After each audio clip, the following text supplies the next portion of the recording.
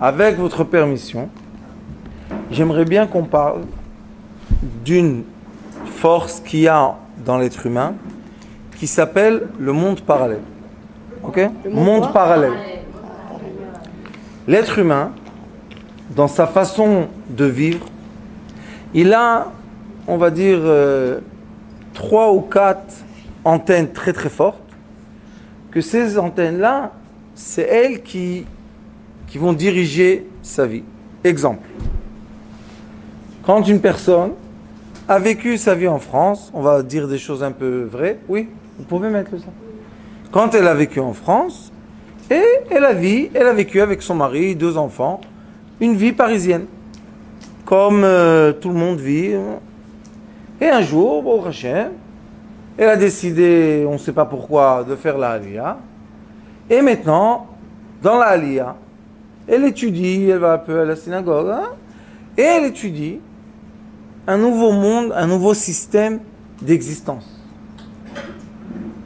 Maintenant, cette personne aura un décalage intérieur entre le nouveau système qu'elle a étudié et le mode de vie qu'elle a eu. Sachez que quand on rentre dans ce malheur, je dis malheur, quand on rentre dans ça, c'est comme si on a éteint la vie. Pourquoi? Parce que l'être humain ne peut pas, point à la ligne, vivre dans le mal. C'est impossible.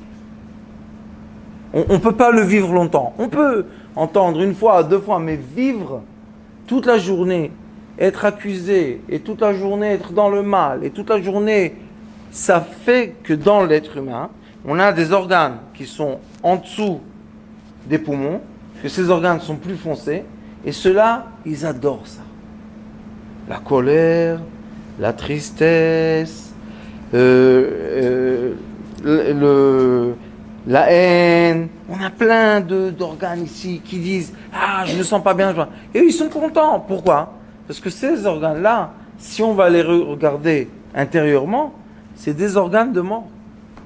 Qu'est-ce qu'ils font? Ils prennent le manger, ils font la cuisine du manger, ça veut dire qu'ils tuent tout ce qu'il y a, et de cette mort de tout ce qu'on a mangé, ils sucent de la vie, et ça part dans tout notre corps. Ça veut dire que pour vivre, ici, il y a quelque chose de très négatif qui se passe, pour que moi je vive. Et les organes en haut, c'est les organes d'amour. Les poumons, le cœur, qu'est-ce qu'ils font? Ils soufflent la vie. Le poumon refroidit le cœur fait la synthèse entre le sang et l'air. Très gentil, très agréable, les artères, les vridim, comment on dit, les veines. Venez, Rabbani. Voilà, il y a une place là. On a tous passé par là au début. Oh, maintenant, la question qui se pose est où moi je suis? C'est ça la question. Où moi j'existe? Est-ce que ma conscience existe dans la partie en dessous des poumons, qui est une partie de conscience négative, malheureusement, ou bien je monte dans la conscience plus positive, très positive et positive? Qui je suis, où je vis? Le Ri Akadosh nous dit que quand... Attendez, je trouve ça. Il dit qu'il y a une force dans le monde imaginaire. Je dis tout de suite en français. Que cette force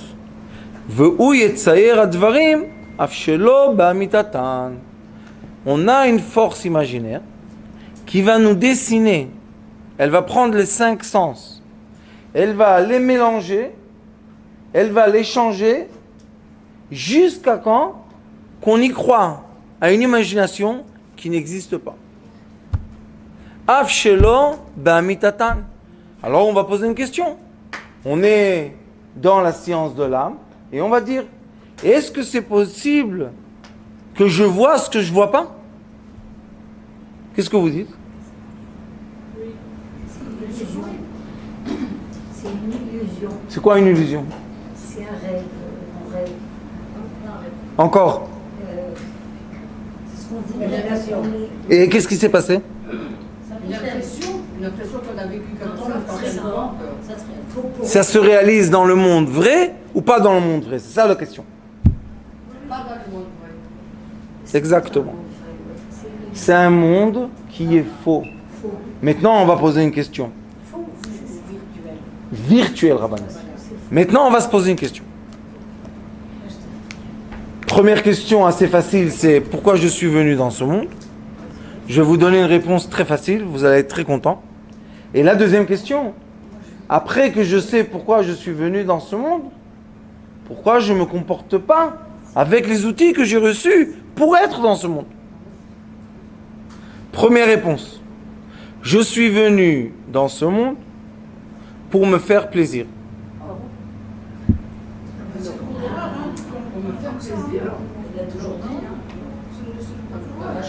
Objection. Je veux entendre. Quelle objection? D'après ce que moi je crois, on n'est pas venu ici par notre volonté, notre lumière là-haut. Elle commençait à devenir pâle. Dieu nous a dit descends. Non, Rabbanit, pourquoi? Pourquoi dire ça? Pourquoi Rabbanit dire ça? Parce que c'est ce monde où on fait des tikkun, c'est pas là. Rabbanit, vous savez c'est quoi un tikkun?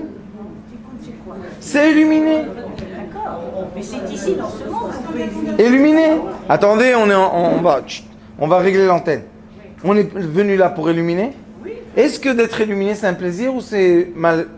C'est pas un plaisir. Bien sûr que c'est un plaisir. Illuminer, vous savez de quoi vous parlez?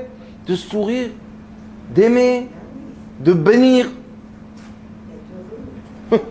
Est-ce que c'est un plaisir ou chas v'shalom c'est le plus grand plaisir qu'il y a dans tout le monde entier? Pourquoi? En haut, on peut rien faire, d'accord? Mais en bas, on fait une bracha. Vous savez qu'est-ce que dit le Hari Akadosh B'Shar Gilgulim? Il dit, si un être a fait une mitzvah dans toute sa vie entière, une mitzvah, Mezouman l'Haya Olam Haba. C'est pas moi qui l'ai écrit, c'est le Hari Akadosh. Le Zohar Akadosh, Sabbat de Mishpatim. Vous aimez le Zohar, non? Qu'est-ce qu'il dit le Sabbat de Mishpatim? L'âme, Akadosh Baruch Hu lui a montré 18 000 de lumière. 18 mondes, excusez-moi, 18 000 mondes de lumière. Et après qu'il a montré ça, il a dit, va, tu veux ça? Bien sûr que je veux. On plonge avec la tête dans la maman. On est heureux. L'eau, la lumière un peu orange, les musiques comme on entend dans l'eau. On est nourri, on fait zéro effort, on n'a pas de déchets. Si on s'est sauvé de la France, pour être mieux ici. Rabbanit, on est venu pour avoir un plaisir. Parce que seulement quand l'être humain a un plaisir ou a de la joie, c'est la seule façon de commencer le ta'alir de vivre. Le progresser, programme, comment on dit? Non. Le ta'alir, comment on dit ta'alir? La procession? Non. Processus. On commence le processus de vie réel au moment qu'on choisit d'être heureux et de vivre. Et Akadosh Baruch Hu, vous savez qu'est-ce qu'il dit le Zohar Akadosh? Il attend tellement qu'on ait un plaisir. Tellement il attend le sourire, c'est tout. Et quand on sourit, qu'est-ce qu'il y a, Rabbanit, aujourd'hui?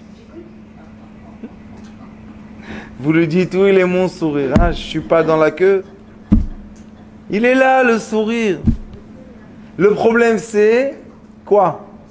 Qu'on ne nous permet pas d'utiliser les outils qui ont été donnés pour avoir ce plaisir.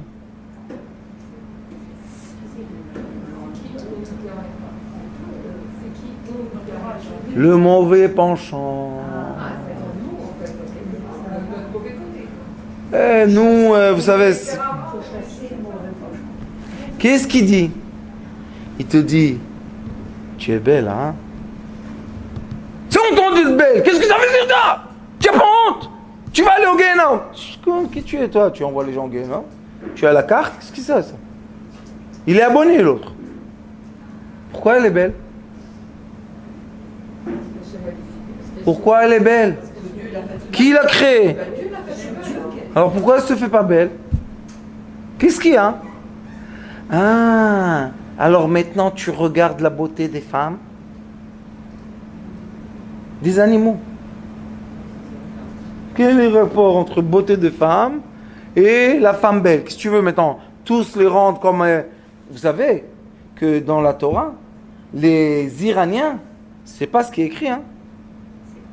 Les Iraniens qui sont complètement avec la voile, c'est pas écrit du tout dans la Torah ça. Au contraire, quand le mari vient à la choupa, la kala elle est assise bien sur sa chaise, qu'est-ce qu'il fait?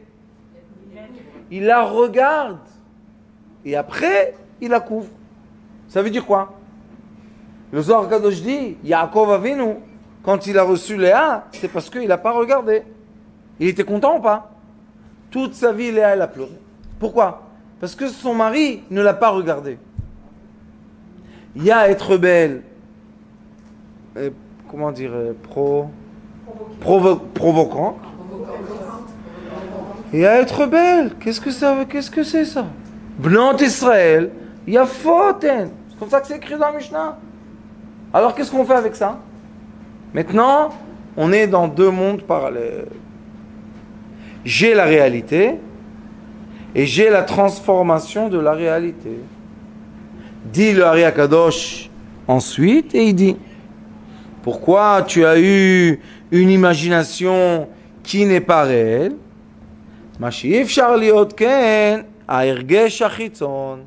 Il dit: sache que Akadosh Baruch Hu, il t'a créé avec 5 sens pour que ces sens vivent. On doit voir, on doit entendre, on doit sentir, on doit goûter, on doit toucher. C'est comme ça qu'on doit vivre. Non, moi je vois plus. Saha. Vous savez qu'est-ce qu'il disait mon Rav? Toi tu ne vois plus, mais ton cœur, beaucoup de mikveh tu dois faire. Avec moi je ne vois plus. Pourquoi? J'ai la mienne. La mienne, Baruch Hashem, je la vois comme moi seul dans le monde peut voir. Parce que moi seul a les yeux de la même neshama de la mienne. C'est fini. On s'angoisse plus. Vous savez, hier j'ai eu un jeune homme qui est venu me voir. Ça fait quelques mois, il ne parle plus. Un jeune homme, Haredi. Pourquoi il vient? Il ne parle plus. Ses parents, ils l'ont emmené.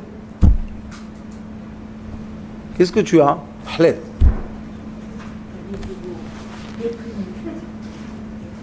Je lui dis, tu es en colère avec moi? Tu me connais? Qu'est-ce que tu as? Hein? Je t'ai dit, tu sais quoi? Qu'est-ce qu'on va faire? Tu veux de l'eau? Comme il était dehors 1 heure, le pauvre. Alors j'ai dit, tu veux de l'eau? Ah, il a souri. J'ai dit, emmenez l'eau froide. Il a emmené l'eau froide. J'ai dit, fais une bracha comme il faut. Il a fait la bracha haute voix. Il a bu. Sens de goûter, toucher. Sens. On allume la boîte. Le toucher et le goûter. Après, je lui dis, tu veux parler avec moi tout seul? Les parents, c'est quoi? Écoute. Il veut pas que ses parents entendent ce qu'il va me dire. Après, je lui ai dit, comme je sais c'est quoi le problème, je lui ai dit, tu veux que je te prenne ce problème-là? Hein? J'ai dit, qu'est-ce que tu es étonné? Tu es le premier ou quoi? Je lui ai dit, dis-moi, combien tu as d'enfants comme ça dans ta classe qui jouent à ces jeux-là? Il m'a dit, on est une petite bande. Je lui ai dit, très bien. Et toi, qu'est-ce que tu veux? Il me dit, ça me fait du mal. Ah, si tu fais du mal, les sens extérieurs sont les maîtres de notre vie dans ce monde. On n'a pas le droit d'éteindre les sens extérieurs rabbiniques. On n'a pas le droit. C'est interdit. Pourquoi? Parce que quand on éteint un sens extérieur, combien on en a? Hey, 5. C'est hey. Hey. C'est quoi hey? Hey, c'est la bria, c'est le monde. Qu'est-ce qu'il veut à Kadosh Baruch Hu? Vekarata la Shabbat, oneg. Qu'est-ce qu'il nous dit?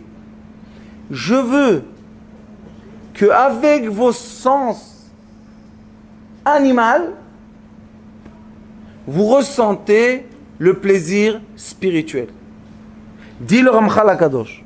Pourquoi Akadosh Baruch Hu a appelé le Shabbat Shabbat? Il a dit Oneg Likdosh Hashem. L'homme qui sera dans le Shabbat, dans Oneg, c'est plaisir, c'est un homme sacré à Dieu. Vous entendez ça, Rabbanit? Moi, je n'étais pas dans la Torah quand on est venu. C'est pour ça, que maintenant, étant dans la Torah, il faut savoir que dans la Torah, on n'a aucune permission d'être mal. Parce que si quelqu'un il est dans la Torah et il est comme ça, c'est très dangereux. Pourquoi? Vous savez, dit le Zohar Kadosh, quand on est triste, tout ce qu'on fait, l'autre là, le noir, il prend. Ça s'appelle yonek. Comment on dit yonek en français? Tété, comment on dit? À l'été.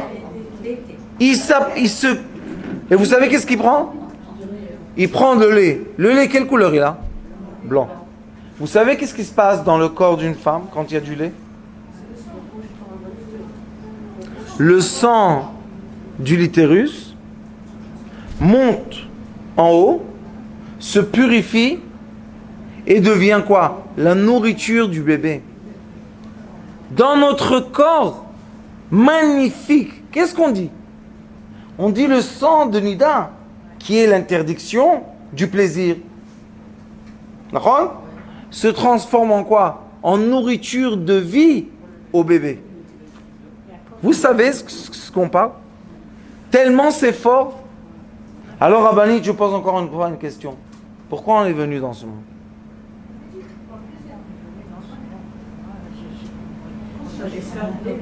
Chacun a sa mission. Yaakov a perdu sa névoie quand il était triste. Alors pourquoi on est venu dans ce monde? La réparer? Pour nous faire plaisir, pour satisfaire les 5 sens. Je vais vous raconter une histoire qui va vous étonner un peu. Imaginez-vous maintenant, j'emmène sur cette table 50 mangers différents. Une grande table. D'accord? Et je vous dis, buffet ouvert, permis. Et je vais prendre après chaque dame qui a passé, qui a pris son manger. Je vais prendre les assiettes et maintenant on va faire une recherche. Est-ce qu'il y aura une assiette qui sera identique à l'autre? Vous êtes sûr? Il y aura un composant. Vous êtes sûr? Vous savez pourquoi? Parce que chacun de nous a des sens différents qui appartiennent, écoutez-moi bien, à la Neshama. Et les sens, ce sont l'intermédiaire entre ce qui est spirituel et ce qui est matériel. Il y a entre eux un langage, on va dire. Le Ramchal Akadosh, Rabbi Chaim Luzzatto dit que le plaisir entier et le plaisir quand notre âme, notre pensée, a un plaisir avec notre corps. Si notre pensée n'a pas un plaisir avec le corps entier, ça ne s'appelle pas un plaisir. Ça s'appelle une séparation. De quoi? De la force spirituelle et la force matérielle qui doivent être dans ce monde unis. Qu'est-ce que fait le Yetzer Hara? Vous savez? Le Yetzer Hara, il nous ouvre plein de mondes imaginaires. Le problème est que les mondes imaginaires n'ont pas de vrais reflets dans les 5 sens. La personne ne sait pas si c'est le jour ou la nuit. Elle goûte le bon, mauvais. Tout est à l'envers. Mon fils, tu te fais du mal. Laisse-moi tranquille. Je vais avec mes copains. Qu'est-ce qui te donne tes copains? Qu'est-ce qui te donne? L'imagination qui n'est pas réelle. On s'assoit dans les kékars et on dit, t'as vu ça? T'as vu ça? Au lieu d'être comme un misken, rentre dans quoi? Dans la notion du plaisir et de l'amour. Qu'est-ce qui va se passer? Tu seras l'aimant de quoi? De ton plaisir personnel et de ton amour personnel. Ça, comment on fait? Quand la personne, accepte qu'elle est positive et pas négative. On retourne toujours au même point. Même que le Hari maintenant, il nous dit, ce point-là est travaillé d'une vision différente. Maintenant, je te dis que ton imagination est divisée par deux. Shalom Aleichem. Une partie de ton imagination a le repère de quoi? De les sensations des 5 sens. Et une partie de ton imagination te fait vouloir ou regretter 5 sens qui n'existent plus. Je me suis bien expliqué ou comme ça? On peut continuer? Vous êtes sûr? Hein? Alors posez des questions. Je suis là pour ça, le prix unique des réponses. L'épreuve qu'on a du mal à supporter est le reflet de quoi? Elle a une bonne question là-dedans. J'ai maintenant une épreuve et j'arrive pas à surmonter cette épreuve.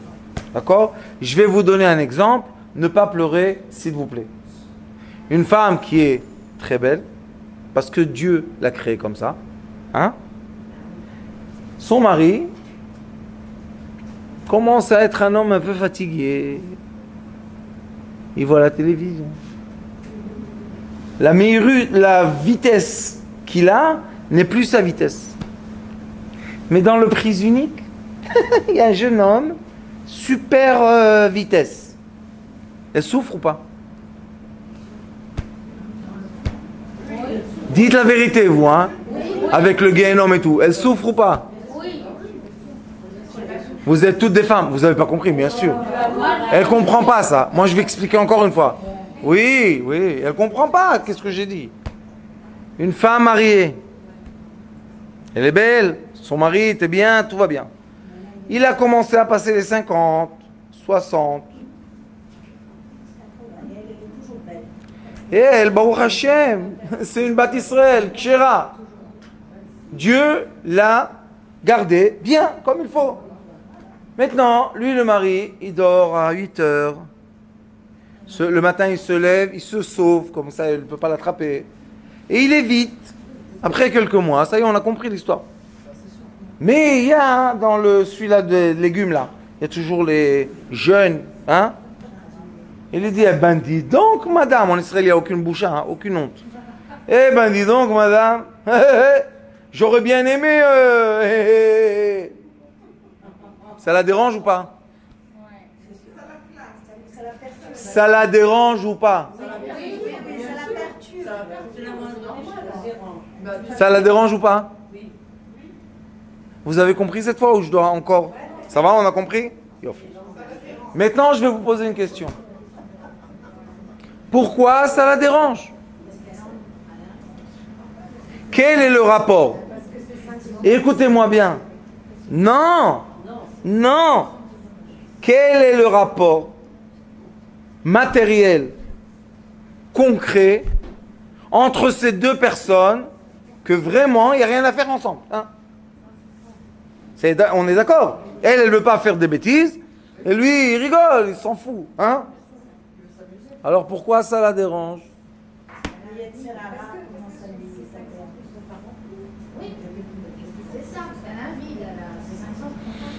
Qu'est-ce qui s'est passé? Le monsieur très intelligent, qui croit qu'il est vieux, commence à fermer la lumière de là. Comme une femme, c'est quoi? C'est la terre qui doit recevoir de la lumière. Un petit LED comme ça, bête, bleu, vous connaissez Rabbanit Kimchi? Les petits LED là, une petite lampe comme ça, et hop, elle est affolée la peau. La différence entre le monde imaginaire et le monde réel. Ça, il faut savoir que beaucoup de gens que vous allez rencontrer dans votre vie vivent dans un parallèle. Qu'est-ce qu'on met par rapport à ça? Très simple. Très simple. Elle, quelqu'un, écoutez bien ce que je vous dis, lui a rappelé qu'elle n'a pas le droit de s'endormir. C'est tout. Elle va s'endormir. Elle est endormie. bien réveillé. Si le mari dort, la femme, j'ai pas vu qu'elle reste. Qu'est-ce qu'elle fait? Elle voit la télé. Elle aussi, elle s'endort. Le film, c'est plus intéressant. La radio, elle dort aussi. Qu'est-ce qui s'est passé? Rabbanit, quoi? Allô? Réveille-toi. Si, je vous pose une question. Si elle a étudié chez le Rav Schneider ce cours, attendez, et elle a compris que c'est seulement un panneau dans sa vie. Un panneau qui lui dit arrête, accélère, tourne. Il y a des panneaux dans la route. Si on lit bien les panneaux, est-ce qu'on arrive en paix ou pas? On a pris la droite, comment on dit, le chemin droit, et on n'est pas rentré dans le chemin gauche. Pourquoi? Il y a un panneau qui nous fait 2 flèches comme ça. D'accord? On s'est arrêté où il faut s'arrêter. Pourquoi? Parce qu'il y a des enfants qui doivent passer. Je peux vous donner l'explication de tous les panneaux que vous voulez. Même le panneau que beaucoup de gens transgressent, on dit? Transgressent. Le panneau de U-turn. Plein de gens font où on s'interdit. S'ils auraient pensé un peu, quelle vision ont les gens qui viennent d'un autre côté, ils n'auraient jamais osé de faire ça. Parce que la voiture qui va venir, elle ne te voit pas. L'accident est là. Alors si on voit les panneaux, je peux vous poser une question. Est-ce qu'on est des Rechaim ou des Tzadikim?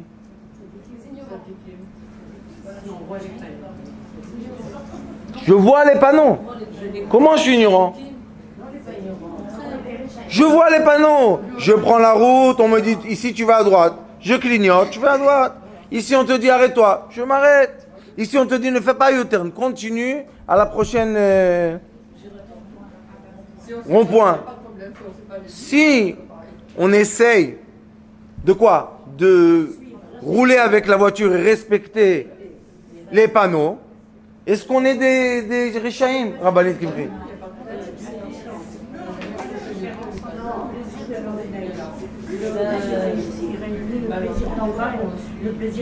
C'est le oneg Rabbanit, c'est le plaisir complet. Maintenant, je vous pose une question. Si on n'arrive pas à lire le plaisir complet, on ne voit pas les panneaux, est-ce qu'on va souffrir ou pas? Vous savez c'est quoi les panneaux? C'est le petit là qui a dit à la femme ça.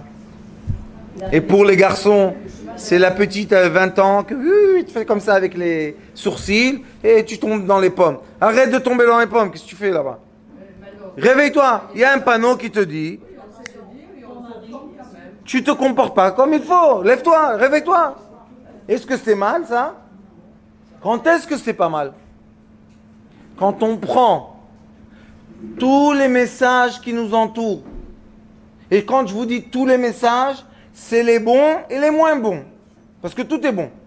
Et je transforme et je traduis tout en message. Le monde me parle pour que je sache comment me comporter.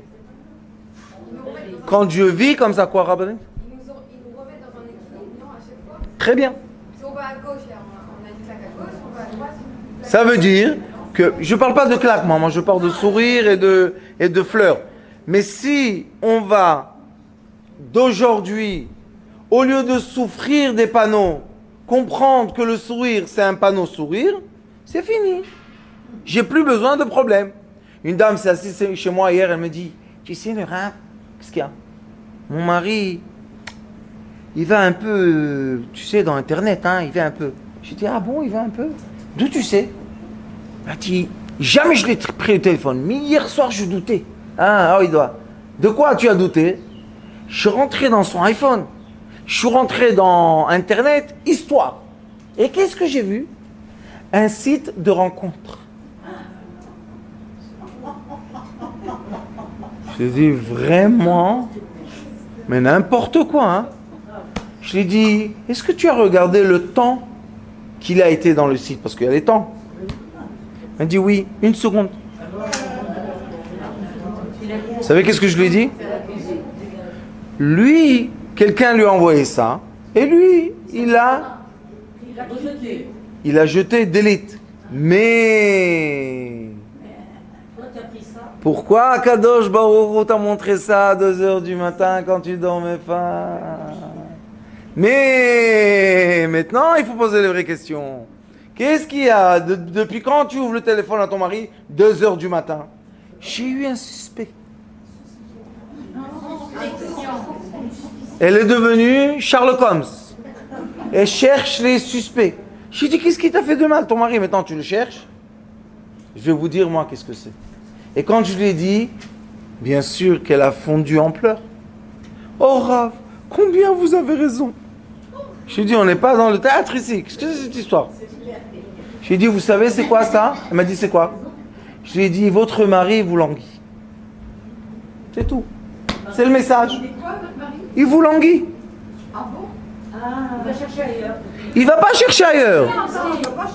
Il a cherché, il n'a pas cherché. Mais si les panneaux se sont mis d'une façon qu'elle a ouvert le iPhone et elle a fait histoire et elle a vu un site de rencontre, 1 seconde elle devait effacer. Pourquoi il n'a pas effacé? Sherlock Holmes. Je dis, allez ma fille, commence à souffrir, il n'y a pas de problème. La route est ouverte pour ceux qui veulent souffrir. Tu prends la route dans le sens interdit, tu fais un accident, tout va bien. Pourquoi tu veux, écoutez-moi bien ce que je dis parce que c'est très profond, pourquoi tu acceptes de te faire mal pour devenir une victime, pour donner raison, rabbinite, à un comportement qui n'est pas adapté à une vie d'un couple? Est-ce que vous avez compris ce que j'ai dit? Moi, je n'ai pas compris du tout. Pourquoi elle est allée sur son site à lui à 10 heures du matin? Qu'est-ce qu'elle avait besoin d'aller? Elle cherche le mal là où il y a... Maintenant, elle est venue chez le Rav. Et qu'est-ce qu'elle a attendu que le Rav lui dise? Vous savez qu'est-ce qu'elle a attendu de moi? Mais c'est une catastrophe! Qu'est-ce que ça veut dire ça? Le voyou! Appelle-le-moi tout de suite! Ah! Viens, viens mon mari. Qu'est-ce qu'il y a? Viens, viens, viens. On va chez le Rav un peu. Qu'est-ce qu'il a fait le pauvre? Mais elle maintenant, victime. Ah oui, elle se pose comme victime. Victime. Maintenant, quand elle est victime, qu'est-ce qu'elle fait? Elle se permet de ne pas se comporter comme il faut. Ça, écoutez-moi, c'est le monde parallèle imaginaire. Tout cet Internet-là, la vie imaginaire, la vie parallèle, le monde, c'est de l'imagination. Vous savez, mes élèves m'ont raconté hier qu'au Corée, je crois, au Corée c'était l'histoire des 2 parents. Ils ont eu les deux une vie où? Au Corée. Ils sont rentrés dans les sites imaginaires là, de vie imaginaire. Le bébé, ils avaient un bébé de 3 mois. Ils l'ont pas nourri pendant 10 jours, il est mort. Quand ils sont venus faire la biopsie, qu'est-ce qui s'est passé? Ils ont vu que le bébé n'a pas été nourri. Pourquoi? Parce que la mère et le père ont été, dans quoi? Dans l'imagination, des sites imaginaires. Et j'entends des histoires comme ça, plein. Pourquoi? Parce que l'Internet, que je ne suis pas du tout contre l'Internet. Mais il faut savoir, l'Internet, c'est seulement 2 sens. La vue et l'écoute. On a un manque de 3 sens. 3 sens, on ne les a pas. Le goûter, le sentir et le toucher, qui est le plus important. Et les gens rentrent dans l'Internet, ils sont sûrs qu'ils vont faire ce qu'on leur montre qu'ils doivent faire. Vous savez les sites qui gagnent le plus de monde? Les sites qu'on sait XXX. Mais à part ça, vous savez c'est quoi les deuxièmes? Gambling. Jouer dans l'Internet. Quel est le problème, vous savez? La personne, l'écran est tellement intelligent. Je vais vous dire tout à l'heure une chose que vous allez être très étonné. Mais l'écran est tellement intelligent que la personne devient bête. Je vais gagner dans 1 minute. Allez, encore 2 euros. Ah, j'ai 3 euros. Derrière, il y a une torna, un programme qui nous voit. Comment il me voit? Est-ce qu'il me voit ou pas? Il ne voit pas. Rabbanit, vous savez pourquoi il nous voit? Parce que dans les écrans, quand on touche ce qu'on touche, l'autre derrière, il sait qu'est-ce qu'on a touché, d'accord? Vous savez qu'est-ce qu'elle fait le programme? il sait avec quoi nous tenter et nous montrer, et les images. Prenez le même site gambling, 2 personnes, une à côté de l'autre, après 3-4 fois, ça change. Pourquoi? Adapté pour toi, adapté à ton imagination, et te rentrer dans un cycle qui n'existe pas. Dis le Ari Akadosh, si tu veux exister, commence à avoir des sensations réelles de 5 sens. Souris, parce que je t'aime. Mais le Rav, qu'est-ce que tu fais? Une fête dans la forêt, ça va pas, les garçons et les filles. Hein? Tu étais là-bas, que déjà tu as vu les garçons et les filles ensemble? Peut-être ils dansent séparés. Première chose. Deuxième chose, ils ne sont pas du tout religieux. Qu'est-ce que tu veux chez eux? Qu'est-ce qu'il y a? Troisième chose, est-ce que tu es prêt d'aller là-bas pour parler avec eux un peu? Qu'est-ce qu'il y a?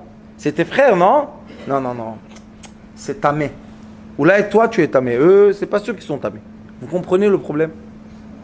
On est dans une vie, cette génération, que les forces virtuelles nous dirigent la vie. Il y a des gens qui roulent pas sans Waze. Waze, comment on l'appelle? Il y a des gens qui, le matin, Google, c'est Dieu. Pourquoi vous êtes ça? Il y a des gens que le matin, l'écran de la banque, de la bourse. C'est vrai qu'ils gagnent beaucoup d'argent. C'est vrai qu'ils travaillent 2 heures par jour dans leur maison. Mais ils ont perdu quoi? Le sens. Le sens de la vie. Écoutez une histoire. Moi, je pense qu'elle est magnifique. Il y avait une jeune fille, je l'ai vue dans un mariage. Ok. Elle était... je ne me rappelle plus les maladies qui collent aux gens très intelligents, mais ils lui ont collé une maladie, ils lui ont donné des cachets, tout va bien. Abruti, oui, ça. Avec sa mère, 23 ans. Elle marche avec sa mère comme une abrutie. Hein.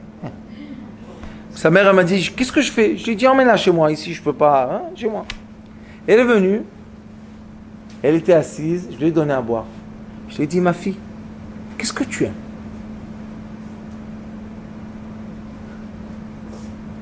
J'aime rien. J'ai dit, tu es sûr que tu aimes rien? Qu'est-ce que tu aimerais faire quand tu étais jeune? Qu'est-ce que tu aimais faire? Il me dit, quand j'étais jeune, je voulais être pâtissière. Pâtissière? Je lui ai dit, tu es sûr? Si vous aurez vu les yeux éteints, un éclat de lumière, comme ça. Je lui ai dit, je vais te payer un truc de pâtisserie. Sans que je dise, hop, sur la chaise. Ah bon? Et comment ça commence? Et où ça va? Et qu'est-ce qu'on fait? Et une discussion d'1 heure. Sa mère de côté, elle regarde. Elle dit, quel cachet je dois lui donner ce soir? Je dis, pourquoi tu lui as donné des cachets? Elle m'a dit, j'étais dans la dépression, elle était dans une dépression. J'ai dit, tu sais pourquoi la dépression? Non. J'ai dit, parce que cette fille ne voulait pas faire ce qu'on ne veut pas qu'une fille fasse. Et toutes ses copines, tatouage, balagan, Tel Aviv, hein? Après, je lui ai dit, tu sais, toi, tu as une neshama, une grande neshama. Elle a grossi d'un coup. Pfft. Elle m'a dit, Rav, quel grand neshama j'ai? Je lui ai dit, tu sais, le sojok, moi j'ai étudié ça. Tu sais pourquoi? Elle m'a dit, pourquoi? Je lui ai dit, parce que c'est une médecine qui fait la liaison entre l'intuition et le corps humain. L'âme et le corps humain. Quand on fait la médecine parallèle, qu'est-ce qu'on fait? Vous m'avez dit aujourd'hui, vous prenez la pierre, vous pensez. Vous savez que si on va mettre quelqu'un à côté de vous de la science, il va dire, ça va pas du tout ça, qu'est-ce qu'elle fait? Qu'est-ce qu'elle parle? Elle parle avec les pierres. Yaakov Avinu. Yaakov Avinu a mis 12 pierres autour de sa tête, que c'est les pierres du Choshen. Et les pierres se sont unies, il y a écrit dans les textes, pour que les bêtes ne le mordent pas son cou. Ça va, on a passé la maternelle, on doit continuer. C'était quoi ces pierres-là, vous savez? Il a fait une agana avec les pierres du Choshen, contre quoi? Contre le mal qui ne n'arrive pas à l'attraper. Pourquoi? Parce qu'il était tout seul et pauvre. Et quand on est tout seul et pauvre, il faut mettre une lumière dans la chambre quand on dort. Ne jamais être tout seul. Oui? Oui. Pourquoi? Parce que quand on est tout seul, on se déprime, on a des rêves obscurs. Très bien. Allume une bougie, allume une lumière. Laisse toujours la vie dans la maison. Il y en a même, je leur dis, laissez la musique. Parce qu'ils ont peur d'être tout seuls.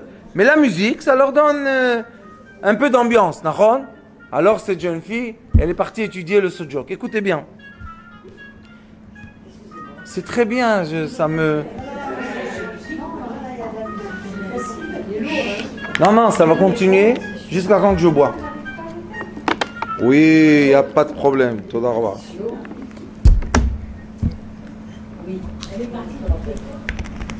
Écoutez. Soudjok. C'est quoi? C'est la médecine coréenne. Coréenne. Écoutez. Coréenne. Du Coréa. Corée. Écoutez, qu'est-ce qui s'est passé? Cette fille n'a ni le bac. Je ne sais même pas combien de classes elle a étudié. Son père... sans parole. Minute. Sa maman essaye. Qu'est-ce qu'elle m'a dit la mère? Rav, tu sais où on est nous? Kfar Shalem. Vous savez c'est quoi Kfar Shalem? C'est pire que Shkourat Hatikva. Je lui ai dit alors, qu'est-ce qu'il y a hein? Les plus belles fleurs, le lotus, grandit dans quoi? Dans la boue. Je lui ai dit, ta fille, celle-là, c'est un ange. Et pas seulement c'est un ange, elle va être une thérapeute, qu'il n'y a pas beaucoup de gens comme ça. Hein? La mère, vous savez, ma fille, c'est une... Elle est partie étudier. Le master du Soudjok, un ami à moi d'amour, Dr. Igal Zor, il s'appelle. On étudie ensemble. Je lui ai dit, fais-moi plaisir. Cette jeune fille-là que je vais envoyer, ouvre ton œil. Maintenant, je l'ai vue. Il m'a dit, tu te rappelles de la jeune fille que tu as envoyée? Je lui ai dit oui. Il me dit, tu sais, elle fait la 3e année dans la première année. Je lui ai dit, comment tu fais avec elle? Il me dit, elle a une intuition. Vous savez, quand ils étudient, ils pratiquent. Ils aident les autres. Elle m'a dit, elle a une intuition de comment on dit, diagnostic. Il me dit, les vieux qui ont déjà 10 ans d'expérience, ils sont à côté d'elle, complètement à côté. Oh Hachem, je lui dis, dis-lui que le Rav l'a langui, qu'elle revienne avec sa mère. Elle est revenue, un grand sourire comme ça. Sa maman, étonnée de la vie, elle n'a rien compris du tout, qu'est-ce qui se passait. Je lui dis, ta fille, maintenant, elle va étudier ça, et on va lui ouvrir une clinique. Comment on m'a fait une clinique? Tu sais pas qu'elle est un peu... hein? Elle n'a pas son bac. Qu'est-ce qu'elle a fait la mère? Monte parallèle à la fille. Tu seras comme eux. Vient le Rav lui dit non, tu seras comme eux. Maintenant il y a la guerre. La fille elle m'a dit Rav, qu'est-ce que je dois faire? Je lui ai dit tu as une intuition mieux que la mienne. Continue ton intuition. Elle me dit ben, je veux continuer à étudier. Il n'y a pas de problème. Je téléphone au docteur. Docteur, il me dit quoi? Je lui dis la prochaine année, elle n'a pas d'argent, ça va. Il n'y a pas de problème. Dis-lui qu'elle vienne s'inscrire. On n'a pas fini l'histoire. Parce que je dois la marier. Mais, déjà, quand elle s'est connectée à ses quoi? À ses capacités vraies, et non pas aux histoires et les cauchemars et les bêtises, on a dévoilé quoi? Quelqu'un de très doué. Imaginez-vous, on l'aurait perdu. Combien de gens elle va guérir en dessous de sa main? D'accord ou pas? On va perdre tous ces gens-là avec elle. Pourquoi? À cause de l'imagination. Il faut se remettre au quoi? Aux dimensions réelles des 5 sens. C'est pour ça que la pâtisserie, moldée, la peinture, tout ce qui est manuel, c'est bien. Pourquoi? On ne sait pas. Mais le sens qui va dans le cerveau, qui retourne au cerveau, c'est pas le système nerveux qui sort du cerveau. Rabbanit, quel système nerveux sort du cerveau? Sympathique ou parasympathique? Le sympathique. Vous savez c'est quoi le système sympathique? Oui, non, je vis, je meurs. Le cerveau fait checking. Ça va la première Khoulia, comment vous dites? Artère? Comment ça va là? Ça va, on continue. Comment ça va là? On continue. Comment ça va ici? Ça continue. Là, ça va pas? Détruit. C'est pour ça qu'on a des maladies et des balagans. Mais, mon grand maître, la rabbinite Kimchi, va vous dire, quel est le système nerveux rabbinite qui retourne vers le cerveau? Le parasympathique. Vous savez qu'est-ce qu'il y a dans le parasympathique? Toutes les options possibles de la réussite. Vous savez de quoi je vous parle? Dans notre corps, le système nerveux sympathique nous dit meurs. Pourquoi? Parce que tu te sens pas bien, tu es blessé, tu es contrarié, tu es pas beau, tu es gros, tu es mince, tu es meurs. Nous maintenant, qu'est-ce qu'on fait? On touche. Un bébé qui pleure, qu'est-ce qu'il a besoin? Les mains de maman, qu'est-ce qu'il a besoin? Vous savez pourquoi un bébé pleure? Parce qu'il panique. Il panique d'un sens. Personne ne le touche. Alors il panique. Bien sûr qu'il doit paniquer. On est un monde de sens ou un monde d'imagination? La maman, elle le prend, qu'est-ce qu'elle fait? Elle touche tout le système nerveux, et le système nerveux qui retourne dans notre tête, on l'appelle le système nerveux parasympathique, qui est le système nerveux qui nous donne la vie réelle et quoi? Et les sensations de plaisir réelles. Pour ça, le Ari Akadosh dit